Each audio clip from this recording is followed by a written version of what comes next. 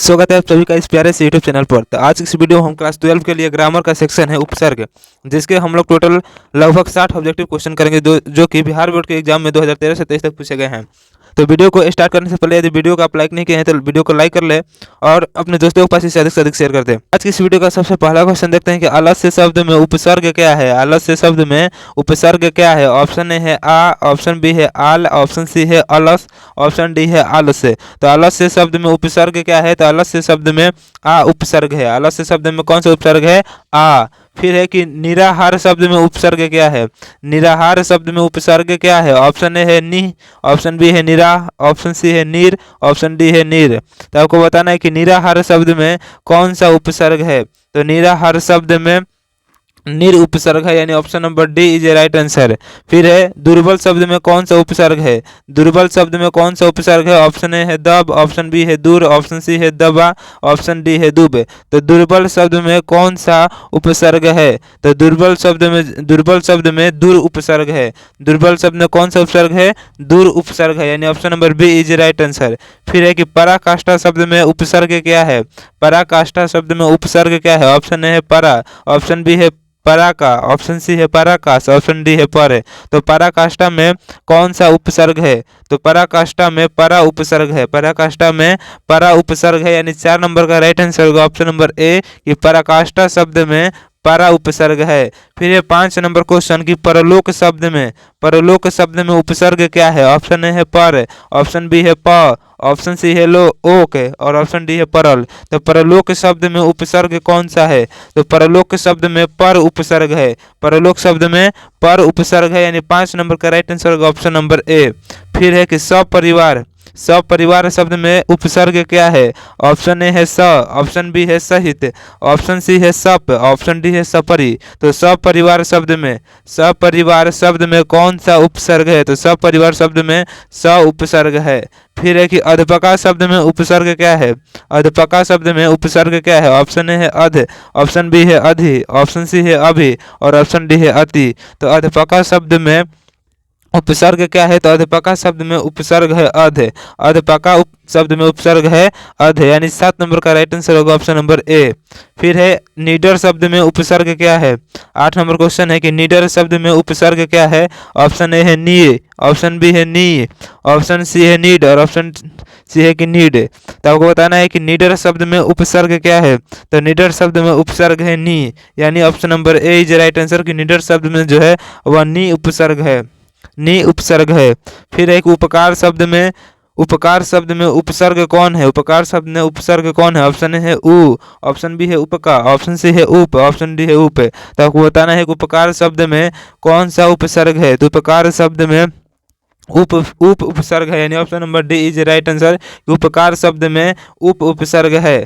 फिर है कि पर्यवेक्षक में उपसर्ग क्या होगा? पर्यवेक्षक में उपसर्ग क्या होगा? ऑप्शन ए है परि, ऑप्शन बी है पर्य, ऑप्शन सी है पर्यव, ऑप्शन डी है पर्यव। तो पर्यवेक्षक शब्द में कौन सा उपसर्ग होगा? तो पर्यवेक्षक शब्द में परि उपसर्ग होगा। पर्यवेक्षक शब्द में कौन सा उपसर्ग होगा? परि, यानी option number A is a right answer. फिर एक उपवास में कौन सा उपसर्ग है? उपवास में कौन सा उपसर्ग है? ऑप्शन ए है उप, ऑप्शन बी है उत, ऑप्शन सी है उप, ऑप्शन डी है अप। तो उपवास शब्द में कौन सा उपसर्ग है? तो उपवास शब्द में उप उपसर्ग है, यानी option number A is right answer कि उपवास शब्द में उप उपसर्ग है। फिर 12 नंबर क्वेश्चन कि विकास शब्द में उपसर्ग क्या है?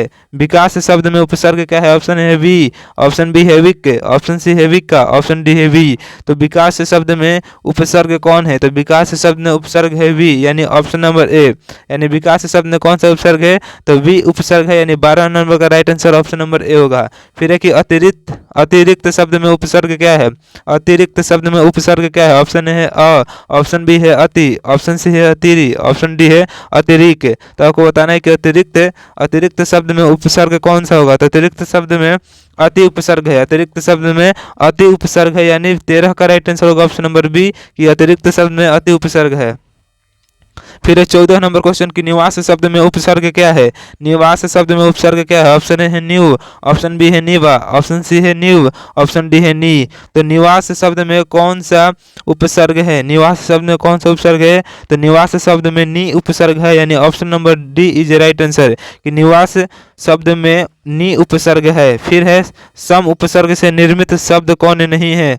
सम उपसर्ग से निर्मित कौन सा शब्द नहीं है? ऑप्शन ए है सुमति, ऑप्शन बी है संहार, ऑप्शन सी है संबोधन, ऑप्शन डी है कि संविधान। आपको बताना है कि इन चारों शब्दों में से किसमें सम उपसर्ग का उपयोग नहीं किया गया है। तो 15 नंबर का राइट आंसर होगा ऑप्शन नंबर ए, सुमति में सम उपसर्ग का उपयोग नहीं किया गया, यानी सुमति शब्द जो है वह सम उपसर्ग से निर्मित नहीं है। तो 15 नंबर का राइट आंसर होगा ऑप्शन नंबर ए। फिर है कि स्वाभिमान, स्वाभिमान में उपसर्ग कौन है? स्वाभिमान में उपसर्ग कौन है? ऑप्शन ए स्व, ऑप्शन बी है स्वा, ऑप्शन सी है स, ऑप्शन डी है ज। तो आपको बताना है कि स्वाभिमान में उपसर्ग कौन सा है? तो स्वाभिमान में स्व उपसर्ग है। स्वाभिमान में कौन सा उपसर्ग है? तो स्व उपसर्ग है, यानी option number A is right answer कि स्वाभिमान में स्व उपसर्ग होगा। फिर 17 नंबर क्वेश्चन की अतिक्रमण में उपसर्ग कौन है? अतिक्रमण में उपसर्ग कौन है? ऑप्शन ए है अप, ऑप्शन बी है अपल, ऑप्शन सी है अति, ऑप्शन डी है अ। तो अतिक्रमण शब्द में उपसर्ग क्या है? तो अतिक्रमण शब्द में उपसर्ग है अति। अतिक्रमण शब्द में कौन सा उपसर्ग है? अति, यानी 17 नंबर का राइट आंसर होगा ऑप्शन नंबर सी। फिर है कि सुगंध में निहित, सुगंध में निहित उपसर्ग क्या है? ऑप्शन ए है स्वा, ऑप्शन बी है स, ऑप्शन सी है सु, ऑप्शन सी है स्वा। तो आपको बताना है कि सुगंध में उपसर्ग कौन सा निहित है?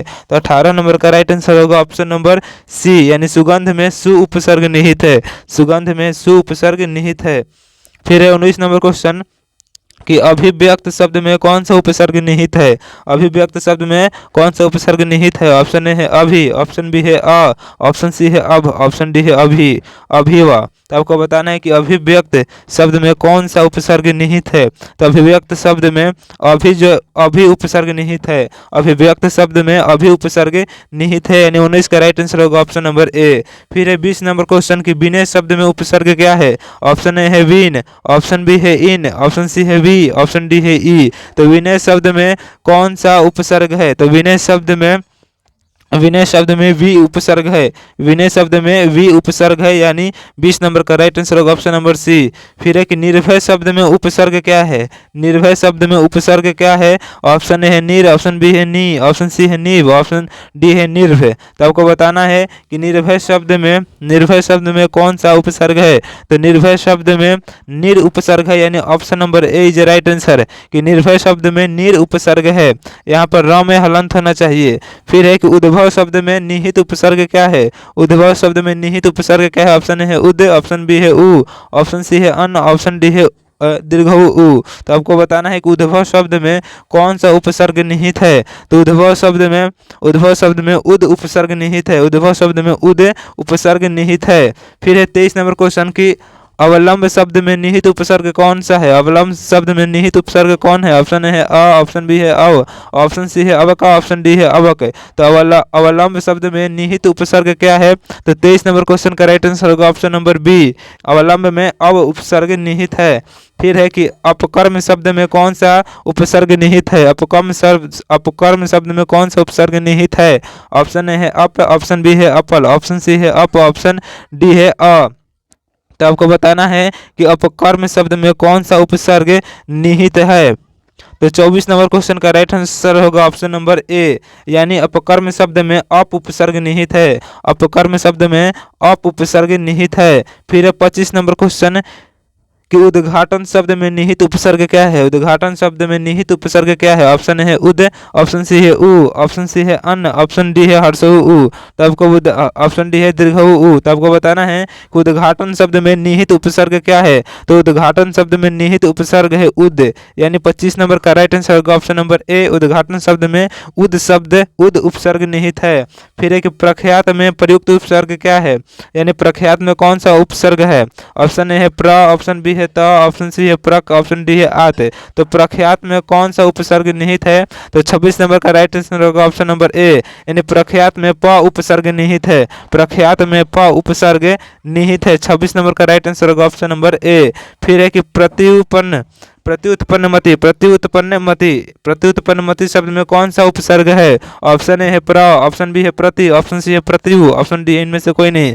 तो प्रत्युत्पन्नमति में कौन सा उपसर्ग निहित है? तो 27 का राइट आंसर होगा ऑप्शन नंबर बी। प्रत्युत्पन्नमति में प्रति उपसर्ग निहित है, प्रत्युत्पन्नमति में प्रति उपसर्ग निहित है, यानी 27 का राइट आंसर होगा ऑप्शन नंबर बी। फिर है कि भर पेट में कौन सा उपसर्ग है? भर पेट में कौन सा उपसर्ग है? भ की भा की भर की अ, तो भर पेट में कौन सा उपसर्ग है? तो भर पेट में भर उपसर्ग है, भर पेट में भर उपसर्ग है, यानी 28 का राइट आंसर होगा ऑप्शन नंबर सी। फिर है कि पुरातन में कौन सा उपसर्ग है? ऑप्शन ए है पू, ऑप्शन सी है पुर, ऑप्शन सी है दीर्घ हर्षऊ और ऑप्शन डी है पूरा। तो पुरातन शब्द में कौन सा उपसर्ग निहित है? तो 29 नंबर का राइट आंसर होगा ऑप्शन नंबर डी, यानी पुरातन में पूरा उपसर्ग निहित है, पुरातन में पूरा उपसर्ग निहित है। फिर है कि अज्ञान में कौन सा उपसर्ग है? अज्ञान में कौन सा उपसर्ग है? ऑप्शन ए है अज्ञ, ऑप्शन बी है अन्य, ऑप्शन सी है अ, ऑप्शन डी है आ। तो अज्ञान में कौन सा उपसर्ग निहित है? तो अज्ञान में अ उपसर्ग निहित है, अज्ञान में अ उपसर्ग निहित है, यानी 30 नंबर का राइट आंसर होगा ऑप्शन नंबर सी, अज्ञान में अ उपसर्ग निहित है। फिर 31 नंबर क्वेश्चन है कि किस शब्द में उपसर्ग नहीं है? ऑप्शन ए है अपवाद, ऑप्शन बी है पराजय, ऑप्शन सी है प्रभाव, ऑप्शन डी है ओढ़ना। तो आपको बताना है कि किस शब्द में उपसर्ग नहीं है। तो 31 नंबर का राइट आंसर होगा ऑप्शन नंबर डी, यानी ओढ़ना शब्द में उपसर्ग नहीं है। फिर है कि अवनत शब्द में, अवनत शब्द में प्रयुक्त उपसर्ग क्या है? ऑप्शन ए है नत, ऑप्शन बी है अ, ऑप्शन सी है अव, ऑप्शन डी है अवन। तो अवनत शब्द में प्रयुक्त उपसर्ग कौन सा है? तो अवनत शब्द में प्रयुक्त उपसर्ग है अव, प्रयुक्त उपसर्ग है अव, यानी अवनत शब्द में अ उपसर्ग निहित है, अवनत शब्द में अ उपसर्ग निहित है। फिर है कि प्रक्रिया में कौन सा उपसर्ग लगा है? प्रक्रिया में कौन सा उपसर्ग लगा है? परा की प्र की सु की अध।